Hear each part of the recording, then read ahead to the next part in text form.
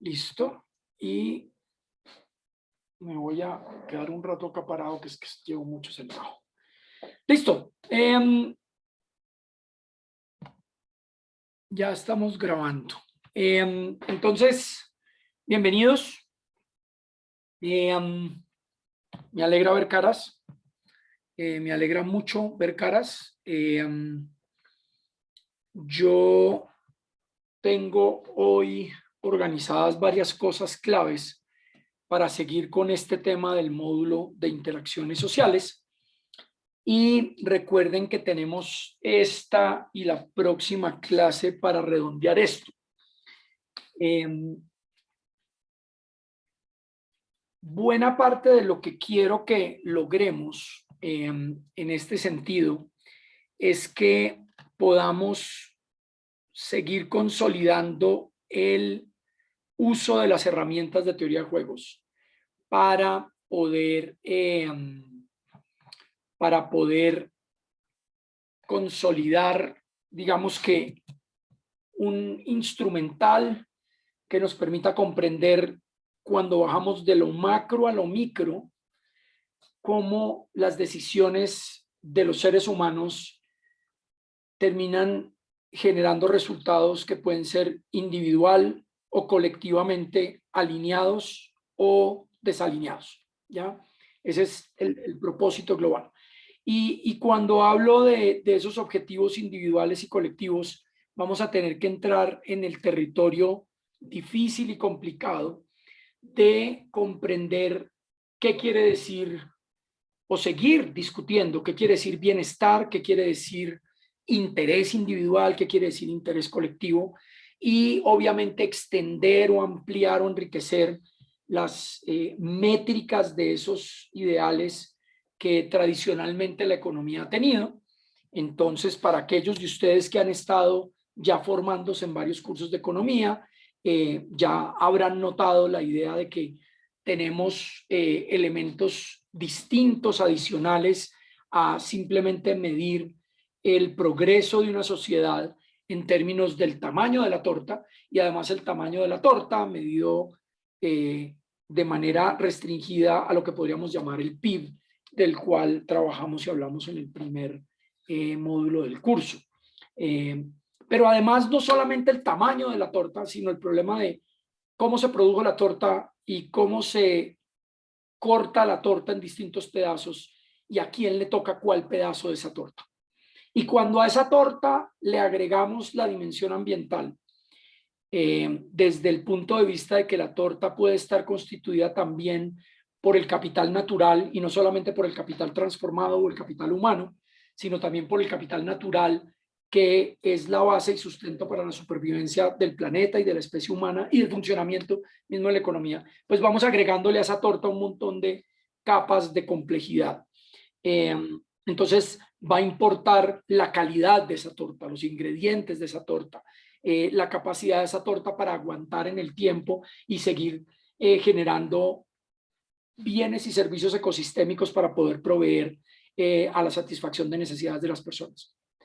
En esa perspectiva nos bajamos a lo micro y entramos a estudiar este tema de las interacciones sociales, y en este tema de las interacciones sociales, en particular utilizando el instrumental de la teoría de juegos y la lectura del capítulo 4 que ustedes han venido trabajando, y que espero que ya a estas alturas hayan leído completamente y dominen en términos de las herramientas que aparecen allí, tanto para aquellos de ustedes que tienen formación previa en economía como aquellos que no, e incluso en aquellos que tienen formación en economía que hayan visto o no herramientas de teoría de juegos.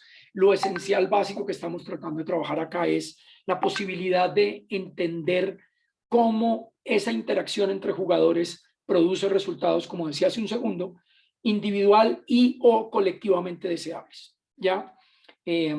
Ustedes pueden ver allí, digamos que en ese párrafo en rojo de la síntesis de ese capítulo 4, en cómo una combinación de intereses individuales y de preocupación por el bienestar de los demás y las instituciones apropiadas, y en eso voy a hacer mucho énfasis en la palabra instituciones como reglas del juego, poder proporcionar resultados que sean socialmente deseables, cuando resultan de las interacciones de esas personas, ¿ya? Y esto tiene un sentido muy importante en la medida en que, y ahí estoy citando a la izquierda un pedazo de ese capítulo,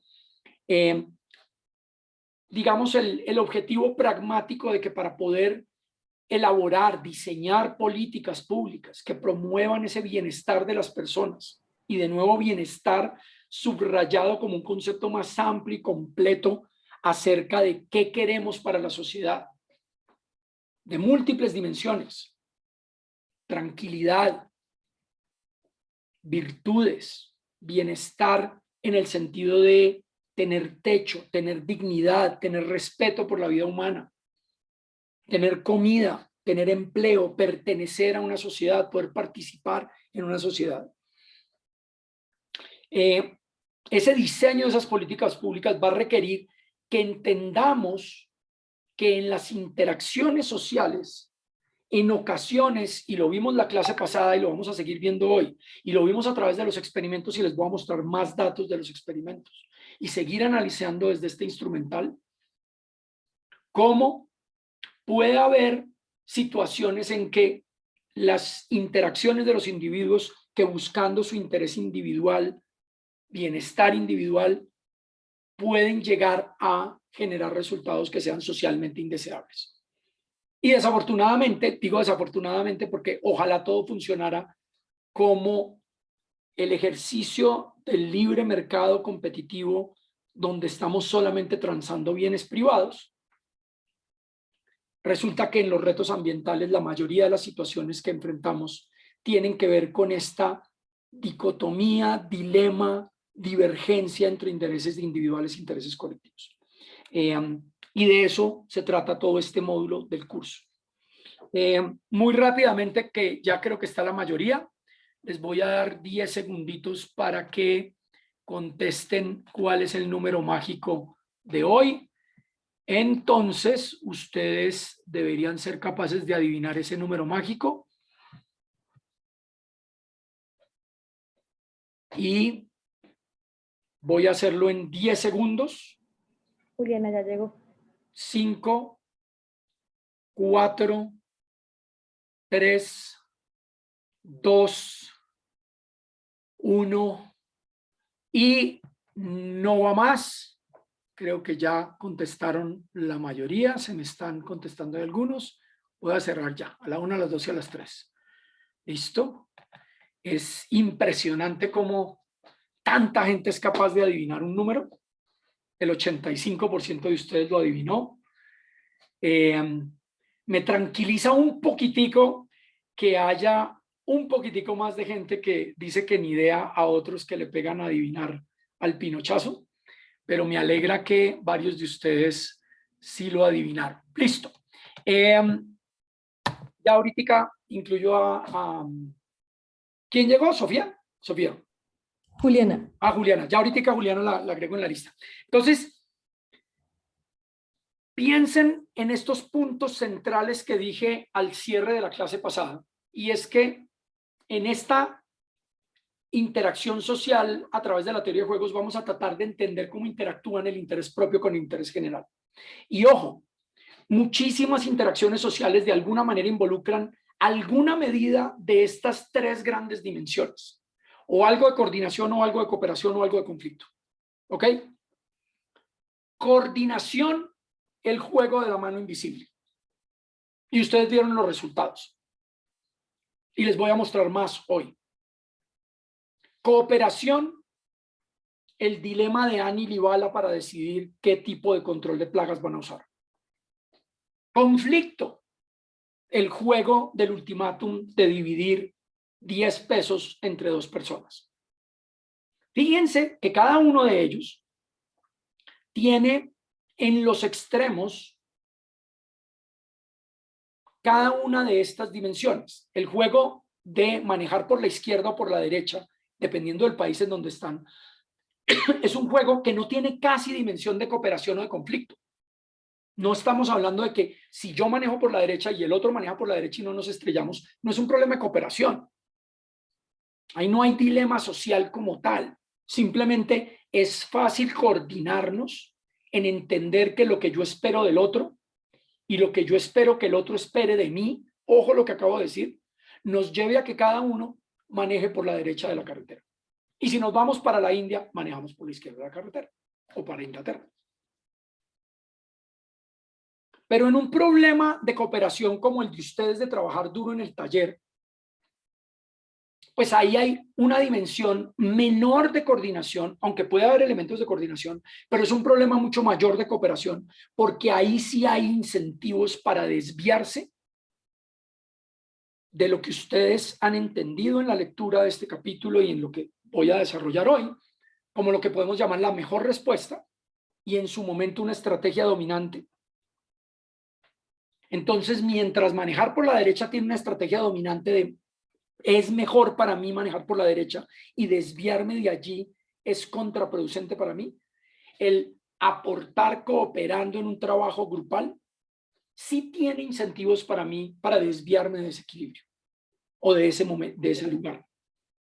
Porque puedo, por ejemplo, no trabajar en el taller, irme a ver una película o trabajar en preparar un examen en una materia que me está costando mucho trabajo. Y ahí sí tengo incentivos para desviarme de ahí. Y en conflicto, de alguna manera, es irnos todavía mayor al extremo, en lo que podríamos llamar juegos de suma cero. Y cuando digo juegos de suma cero es que cada peso que yo pierda es porque usted se lo ganó, o cada peso que yo me gane es porque usted renunció a él. Pero obviamente los problemas de dilemas sociales, y lo vamos a ver en juegos más adelante, van a involucrar algo de coordinación, algo de cooperación y algo de conflicto. Y dependiendo de qué tanto nos vamos para los extremos de unos y otros, vamos a entrar en un análisis más detallado de qué es lo que significan los retos ambientales grandes. Y aquí vamos a tener que andar pendientes de, por ejemplo, las soluciones globales que hemos venido agregando en SICUA. Ahorita les voy a preguntar sobre eso, para que tengamos en cuenta que en todas esas posibles soluciones globales va a haber algo de dimensiones de coordinación, algo de dimensiones de cooperación, algo de dimensiones de conflicto, que nos van a permitir comprender qué tan viables, deseables, posibles son esas estrategias de solución global para los grandes problemas ambientales que tenemos hoy en el planeta. ¿Ya? Entonces, con base en eso, la idea es que podamos nosotros estudiar con la teoría de juegos las situaciones de interacción social y, resumiendo en ellas, poder describir en cada situación quiénes son los jugadores para poder saber quién está interactuando con quién, cuáles son las estrategias que tienen ante sí cada uno de esos jugadores. Y no siempre los dos jugadores o los tres o los n jugadores, todos tienen que tener las mismas estrategias. ¿Qué información tiene cada jugador para poder tomar su decisión? ¿O qué información no tiene cada jugador para poder tomar su decisión? Y ustedes lo vieron en todos los experimentos que hicimos en la clase pasada. Y si hoy tenemos tiempo, alcanzamos a hacer uno más en MobLab. Y es qué sé yo del otro y qué creo yo que sé que el otro sabe de lo que yo sé para poder jugar. Esos trabalenguas son muy importantes, porque eso va a determinar mis creencias de cómo me voy a comportar basado en lo que yo creo que el otro cree y en lo que yo creo que el otro cree que yo estoy pensando en mi cabeza, para poder generar una alineación o desalineación de resultados social y o individualmente deseables. Eso va a ser fundamental. Y obviamente los incentivos per se, los pagos, para poder determinar los resultados de cada una de esas posibles combinaciones de acciones de los jugadores. Y aquí con pagos nos podemos referir a pagos en muchas posibles métricas. Y vamos a ver algo de detalle de eso, y es qué quiere decir que en un juego, si yo obtengo una cantidad de algo de pagos, pero el otro jugador obtiene otra cantidad de pagos, ¿cómo evalúo yo mi consumo, mi recibir esos pagos, pero cómo evalúo también el que otros reciban esos pagos.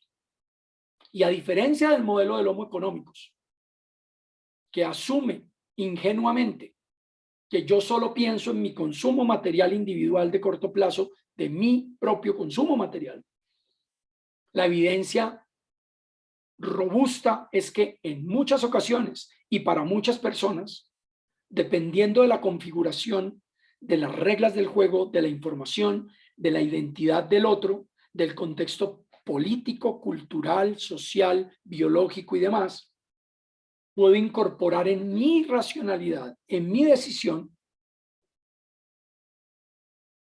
la posibilidad de tomar acciones basadas en que me importa el bienestar del otro. Y eso va a ser fundamental para comprender las interacciones sociales y en particular aplicadas a los problemas ambientales y de, si quieren llamarlo, desarrollo sostenible del planeta. ¿Ya? Bueno, entonces, cuando empiezo a entrar en detalle con estos temas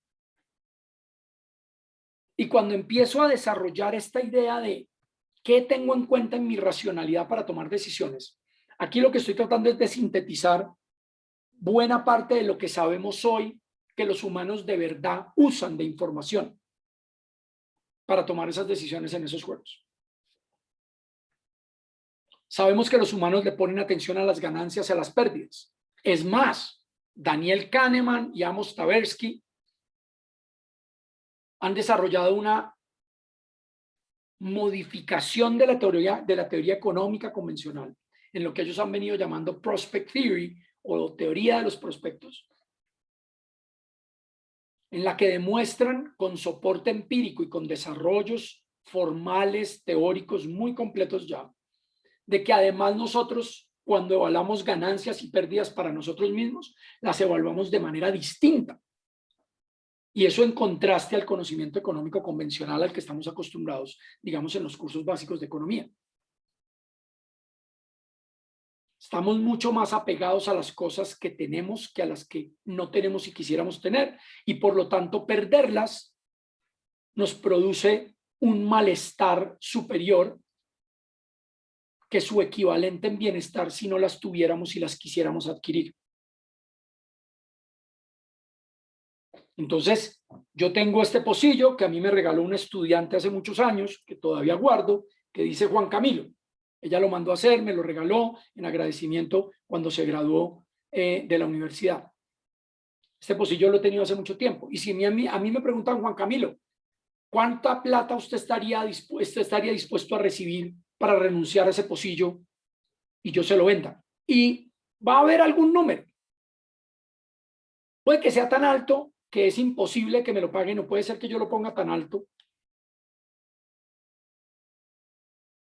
que yo no quiera venderlo y por eso lo pongo tan alto. Pero supongamos que tiene un número particular en dinero de cuánto estaría yo dispuesto a aceptar por renunciar a este pocillo.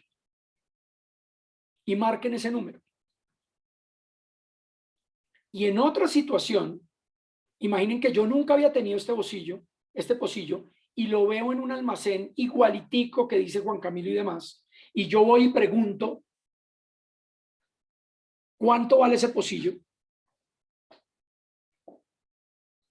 Y comparamos la cifra de cuánto estaría yo dispuesto a renunciar en mi dinero de bolsillo por comprar el pocillo que no tengo, contra cuánto estaría dispuesto yo a aceptar en compensación por renunciar al pocillo. Y que en la teoría económica convencional esas dos cosas deberían ser igualitas y equivalentes. Y la teoría de los prospectos de Kahneman y Tversky dice que no, que efectivamente sería mucho mayor la cifra que a mí me tienen que pagar para renunciar a esto que la cifra que yo tendría que pagar para poderlo recuperar. Incluso si es el mismo pocillo producido por el mismo proceso de la misma estudiante que me lo quiso regalar. Simplemente porque las pérdidas pesan más mucho en mi función de utilidad que las ganancias. Y eso va cualificando mucho lo que vamos trabajando. Esto que acabo de decir tiene aplicaciones en temas ambientales inmensos, inmensos. Entonces les doy un ejemplo. Yo aquí al frente de mi casa, si miro mi ventana por acá, que ustedes ven por acá, hay un edificio. Hay básicamente edificios. Y a mí me preguntaran, ¿cuánto estaría usted dispuesto a pagar por convertir ese cemento en un parque verde? Y nos preguntaran a varios de los vecinos de estos edificios y nos dijeran, ¿cuánto estarían ustedes dispuestos a pagar si el edificio es bonito? ¿Para qué? Eso es un edificio de conservación de la OEA. Pero voy al tema ambiental de la siguiente manera. ¿Cuánto estaría dispuesto ustedes vecinos a pagar porque tumbáramos esto y convirtiéramos esto en un jardín verde? Un parque con árboles y demás. Y nosotros diríamos una cifra. Y ahora al revés, imagínense que aquí al frente en estas ventanas hay efectivamente un parque y vienen unos constructores y nos dicen, oigan vecinos, ¿ustedes cuánto estarían dispuestos a aceptar en compensación porque borremos ese parque verde que está aquí al frente y le pongamos esos edificios de cemento que están ahí? Pues porque los constructores van a hacer un negocio grande por generar desarrollo urbano de ese estilo y van a vender y van a ganar ese tipo de beneficios. ¿Ya? Y el punto es que si yo le pongo cifras económicas, y así es como trabajamos en economía ambiental para valorar los bienes y servicios ambientales, la cantidad en valor monetario económico de lo que la gente estaría dispuesta a aceptar para renunciar a borrar el parque y convertir eso en cemento es mucho mayor que si lo que hay es cemento y la gente estuviera dispuesta a pagar por recibir los beneficios ambientales de quitar ese cemento y poner ahí un parque. Y eso, vuelvo y repito, para este tema que estamos hablando es cómo valoran las decisiones, las personas, ganancias y beneficios, ganancias y pérdidas a nivel personal. Y digamos que Prospect Theory, Daniel Kahneman, Tversky han cualificado mucho eso, y hay un colega de ellos mucho menos conocido que se llama Jack Canech, que escribió con ellos mucho de lo que reformuló, sacudió la economía ambiental con exactamente lo que les acabo de decir. Que no es lo mismo estar dispuesto a aceptar una compensación por perder algo ambiental que la disposición o estar dispuesto a pagar por obtener ese algo ambiental. Y eso cambia radicalmente la forma como en economía estudiamos estos temas ambientales. Y eso tiene que ver con los pagos en los juegos. Eso tiene que ver en la forma como tomamos decisiones todos los días para pagar impuestos, para comprar y vender finca raíz, para pagar arriendo o no. Una de las formas, por ejemplo, para valorar económicamente verdes parques, como el caso del Parque de Japón que estaba mencionando en el chat ahorita, es que usted puede mirar los diferenciales en finca raíz. Ese, por ejemplo, es un ejercicio espectacular y muy sencillo de hacer si uno accede bien a los datos, en el que uno compara los valores de arriendo o los valores de finca raíz de metro cuadrado en los costados de los edificios que tienen vista a un parque y los costados del edificio que tienen vista a un muro. Y con esos diferenciales, el mercado está enviando señales de cuánto la sociedad valora el medio ambiente, valora el verde, valora vista, valora paisaje, y así sucesivamente. Entonces, eso tiene que ver con este primer punto sobre ganancias individuales en términos de pérdidas y ganancias, que me parece importante actualizarlo a lo que estamos acostumbrados a ver en el ejercicio económico convencional. Pero también están las ganancias y pérdidas para los otros.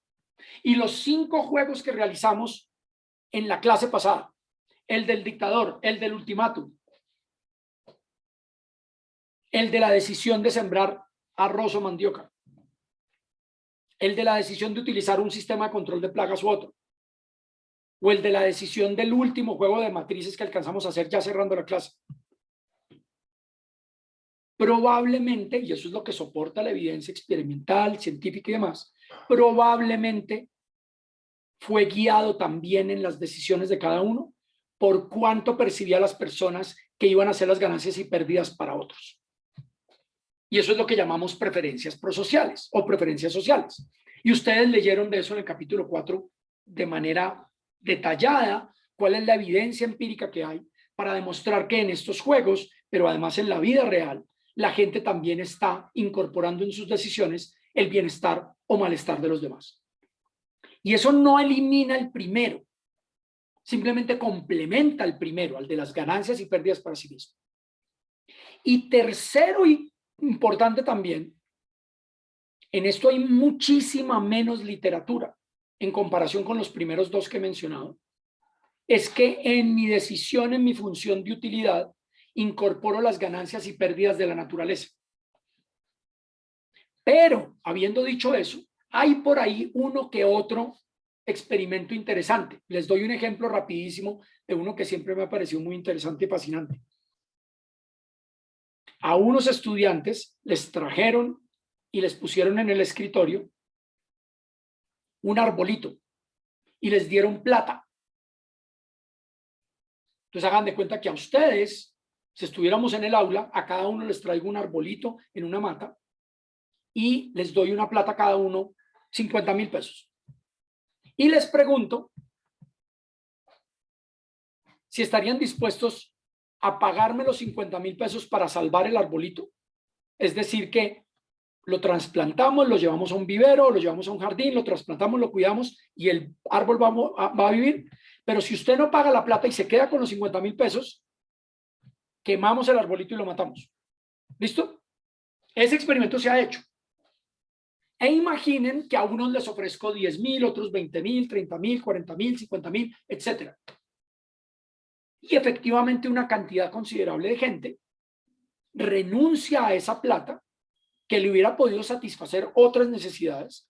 Con esa plata podía almorzar mejor ese día, con esa plata podía comprar una medicina que necesita un familiar, con esa plata puede pagar una deuda, con esa plata se puede comprar un corralazo, con esa plata puede hacer cosas valiosas y sin embargo renuncian a esa plata por salvar ese árbol ante el escenario de que el árbol desaparezca. Y eso es prueba también fehaciente de este tipo de cosas. Pero como les digo, en esto se han hecho todavía menos experimentos, pero hay por ahí uno que otro. Y también evidencia empírica de ese estilo. Y de nuevo, estos tres elementos de las preferencias por sí mismo, las preferencias por los demás y las preferencias por la naturaleza, entran en combinación a determinar cómo interactuamos con otros y estamos usando la teoría de juegos para poder analizar esas interacciones y poder averiguar si al final, en los equilibrios de los juegos, podemos explicar por qué tantos arbolitos terminan pelados o no, o tantos arbolitos terminan salvados o no, o más aire o menos aire termina conservado o no, de buena calidad, y así sucesivamente.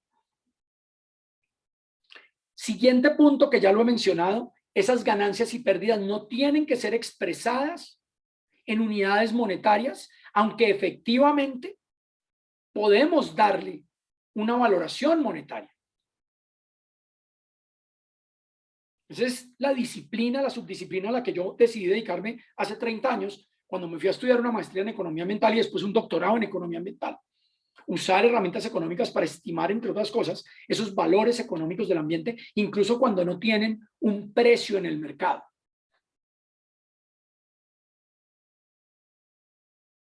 Pero resulta que hay muchas otras métricas.